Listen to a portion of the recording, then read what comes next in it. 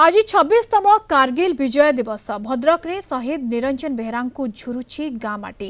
कारगिल युद्ध रे शहीद होइथिले भद्रक जिला चांदबाली ब्लॉक उत्तुकुड़ा पंचायत पांगुड़ा ग्रामर निरंजन बेहरा।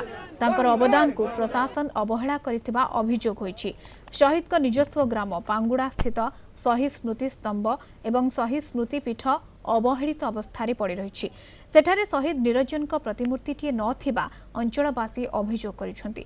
स्मृतिपीठ को जीवाकू भल रास्ताटीए मध्य नाही। सेही समय रे शहीद स्मृतिपीठ रे पार्क निर्माण शहीद प्रतिमूर्ति स्थापन सहित तांको नाम रे एक पाठागार स्कूल कराजिबा नै प्रशासन प्रतिश्रुति देथिले। हेले दीर्घ वर्ष बीती जाइथिबा सत्वे कोनोसी सुफल मिली नाही, जाहाकू नै शहीद पत्नी संध्याराणी बेहरा एवं स्थानीय बुद्धिजीवी तथा अंचलवासी दुख प्रकाश करिसेंति।